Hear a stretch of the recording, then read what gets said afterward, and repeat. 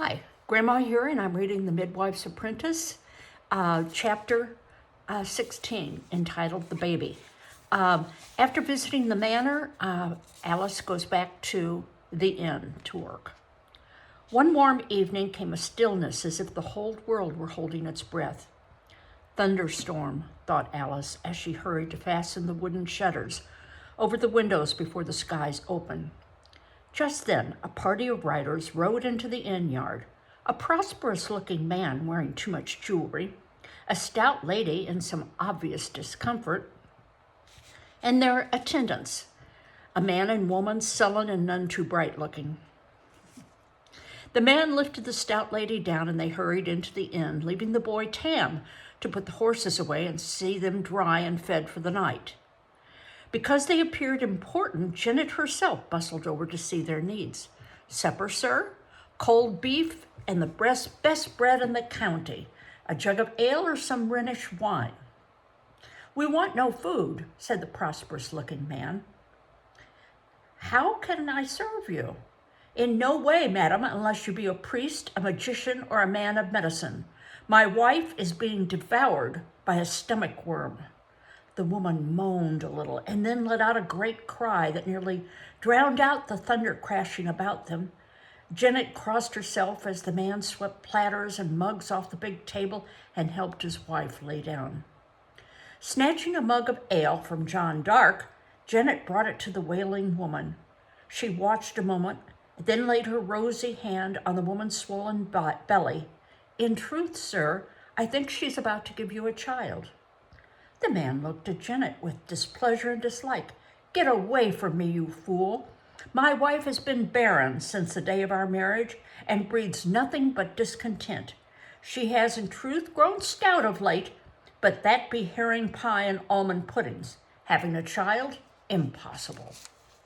Janet watched her for a few moments more. "Not only possible, sir, but soon." The entire company looked then at the woman on the table, who was struggling to sit up and was pushing so hard her red face looked near to bursting.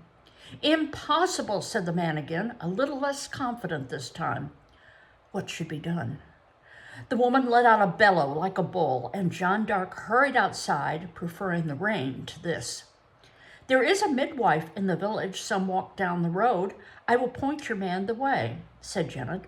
So for a time the inn resounded with the rumble of the thunder, the cries of the laboring mother, and the useless clucking of the woman's husband. Finally, the manservant reappeared, as wet as water could make him. "I found the midwife's cottage where you told me," he said. "The midwife was not there, and no fire is lit, and it looks like some other child is making his way into the world tonight with the midwife to assist him. This one must make his own way." All was noise and confusion as the woman pulled herself up again and commenced bellowing. Her husband gave her his ruby ring to hold. Janet gave her ale. The manservant gave her a black look and went outside to join John Dark in the rain. As night deepened, the woman's cries grew louder and louder. Janet hustled and bustled, but she knew about brewing and baking, not babies, and all her bustle could not help. Magister Reese went out and returned, unable to help but reluctant to leave.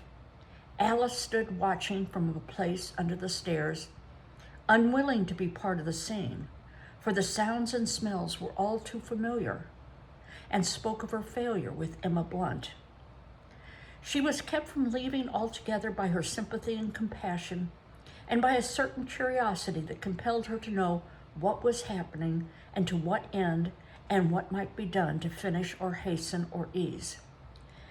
As the wails of the companions grew near as loud as those of the mother, Janet threw them all outside, the woman attendant who shrieked more than she attended, her wailing husband, Magister Reese, who then stood in the shuttered window, frantically paging through his great works, looking for something to help, and every now and then calling, "Janet, you must find the bulb of a white lily," or "virgin's hair and ant eggs," "an eagle stone. Who has an eagle stone?" Finally, Janet covered the moaning woman with her cloak, whispering, "I can do no more. This baby will not come, and she slipped from the room. Lightning lit up the room, empty but for Alyce under the stairs, and the woman in tears, in pain, in labor, and none to help. Alyce trembled. I should, she said to herself, but I cannot. I tried before and failed. You must, said herself back to her. Nothing so stupid, said Magister Reese. You are a nitwit, said Grummet Smith. Guts and common sense, said Will Russet. You gave up men the midwife. Help me, cried the woman on the table. Keep still, all of you, and let me try, said Alyce, coming out from behind the ladder.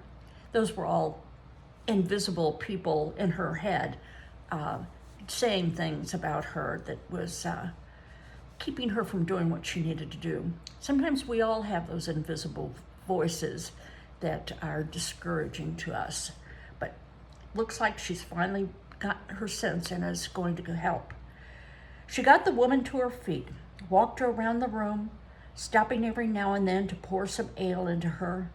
She rubbed and oiled and pushed. She bade the woman sit and stand, kneel and lie down. She called on all those saints known to watch over mothers, St. Margaret, St. Giles, and St. Felicitas, even St. Loy, who protects horses, and St. Anthony, who does the same for pigs, for she believed it would do no harm. She did every single thing she had seen the midwife do, and even invented some of her own. As the thunderstorm passed and night prepared to yield to dawn, on a scarred wooden table that had seen more of pork pines and beer than babies, Alyce delivered a baby boy, with the black hair of his father and the red face of his mother. Alyce had no basket of clean linen and ointments and herbs, so she tore a coarse thread from the hem of the woman's dress, tied the baby's cord, cut it with a carving knife borrowed from the kitchen. Having no cumin or sesame for sealing the cord, she spat on her hand and rubbed the cut end. Alyce then opened the door. Here, sir, Alyce said, handing the baby to his father. No stomach worm, but a loud and lusty boy. His mom shouted from the inside, Stomach worm, bah! In truth, I thought a dragon was eating my innards. Give the lout to me. I'll teach him to give such trouble and pain to his mother. The stupefied father took the baby to his mother, who commenced scolding and berating the little fellow, all the while smoothing his black hair and caressing his little hands, until her scolding turned to cooing and his loud cries to gurgles. And mother and child fell asleep there on the end table. Alyce saw the man and his servants staring at her in awe. It be a miracle, they whispered. We have seen barren women give birth, stomach worm transformed to innocent babe, a dragon defeated by a girl who appeared from nowhere. The man spoke to Alyce. Good miss, be you an angel or a saint? Alyce stared at him. An angel? I be no angel. Then it is a saint you are, he cried, and all about fell to their knees in wonder. No, Alyce repeated. No saint, no angel, corpus bones, I but delivered a child. Your wife never had a stomach worm. But the man and the servants, still on their knees before her, prayed and thanked her for the cure of their mistress and the miracle of the baby. And while she was at it, the female servant asked for a warm cloak for winter and that the wart should fall off her chin. Alyce pushed past them, stepped out into the warm night. The moon was as round and as white as a new cheese. On a bench beneath the old oak sat John Dark and Magister Reese, sharing a mug of ale. Master Reese winked at her and smiled. Alyce smiled back. And then she laughed, a true laugh that came from deep in her gut, rushed out her mouth, and rang through the clear night air. And that was the true miracle that night, the 1st of June, the month, as Magister Reese could have told her, named for Juno, the Roman goddess of the moon, of women, and of childbirth. Chapter 17, The Midwife's Apprentice. June burst into bloom, daisies, larkspur, meadowsweet, and thyme, foxglove, and thimbleberry, purple thistle flowers, and yellow whorls of blooming fennel. Alyce sat in the meadow and thought. The rich merchant and his wife wished to take her back with them to Salisbury to care for their son, and mayhap perform more miracles. He spoke temptingly of new shoes and a shrine. Magister Rees was leaving the inn to return to his lodgings in Oxford he shared with his widowed sister, and wished to employ Alyce. My sister grows older and needs more care than I can give her, and I think mayhap Oxford would please you. Alyce liked being invited, but Janet scowled and moped, unwilling to lose a willing worker, but even sadder to see the last of the girl herself, and finally offered Alyce a penny every now and then, if she would agree to stay. So she chewed on grass. Alyce smiled. From someone who had no place in the world, she had suddenly become someone with a surfeit of places. She closed her eyes and continued to chew. What to do? What do I want? She asked herself, in the manner she had learned from Magister Rees, who thought it fitting for even an in-girl to want. In her mind, she saw Magister Rees's spotted face and kind eyes, heard Janet's merry voice, and smelled the rich perfumed robes of the merchant from Salisbury. She felt again the vigorous, squirming, wonderful aliveness of the merchant's son as he wriggled in her hands. She heard the joyful chatter of birds building their nests in the thatch of the church, saw the triumph on the face of the midwife as she coaxed a reluctant baby into life, remembered the silky feel of Tansy's newborn calves and the sticky softness of the baby called Alyce Little. Of course, she whispered, eyes opening wide. Of course. She was not an inn girl, or a nursery maid, or a companion to an old woman. She was a midwife's apprentice, with a newborn hope of being someday a midwife herself. She had much still to learn, and she knew a place where she could learn it. Cold, difficult, unwelcoming as that place might be, that was her place in the world for right now. And though her belly would likely never be full, her heart was content. That night she dreamt she gave birth to a baby who gave birth to a baby, and so on until the morning. Early in the day she saw the merchant and his family off to Salisbury, bid farewell to Magister Rees, and sent her respects to his sister, hugged Janet, and set off for the village. Comb, soap, and page from a great and holy book tucked in her bodice, and an orange cat at her heels. Not too long after this, the inn, which had been known simply as John Dark's place, came to be called the Cat and the Cheese, marked by a great hanging sign of an orange cat with a morsel of cheese in his paw. Within a few years, no one remembered why, but so it is called to this day. As she swung along the village road, Alyce, with good feelings tumbling about inside her, hummed and then trallawed and then sang as loud and clear as a swan. Some of the words were without meaning. Others just sounded right, but some words came from deep inside her and told her how she felt about life and hope and the road ahead. Come summer, come flowers, come sun, sang Alyce. Purr, sang the cat. Alyce knocked at the midwife's door, surprised at how the French roses had grown since last she was there. Jane, I am back, she said to the frowning midwife. I be a fine midwife's apprentice now. I know about babies and birthing, singing songs and cooking chickens, crying and laughing and reading. Is that all? Asked Jane.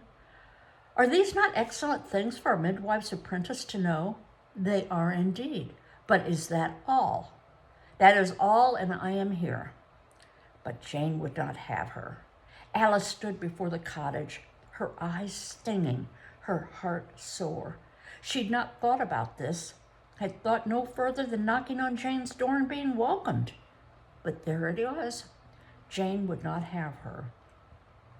And before morning turned to afternoon, and the morning glories turned their faces from the sun, Alyce, in despair and confusion, turned from the village, fearful that each step would take her once again over that invisible line that separated the village from the rest of the world. But the cat would not. I know you do not wish to leave, cat, nor do I, but there is no place for me here. I tried to come back but failed. She will not have me. Purr laid himself down, tucked his front paws under the white spot on his chest, and looked at her with his gooseberry eyes. Well, what then should I do? Alyce sat down and listened to the humming of the bees, purring of the cat. Suddenly she leaped to her feet. Corpus bones, you are right. Jane herself told me what she needed. Alyce turned back again for the cottage, gathering comfrey leaves and raspberries and the tiny wild strawberries in her skirt as she went. She marched up to the midwife's door and knocked firmly. Jane Sharp, it is I, Alyce, your apprentice. I have come back, and if you do not let me in, I will try again and again. I can do what you tell me and take what you give me, and I know how to try, to risk and fail and try again and not give up. I will not go away. The door opened. Alyce went in, and the cat went with her. So, sounds like Jane just wanted to see that she was not going to give up. And hopefully they had a happy ending, that Jane was able to teach Alyce more skills, and Alyce was able to do what it was she truly loved, which was birthing babies. Okay, thanks for staying with me, and I'll see you the next time. Bye-bye.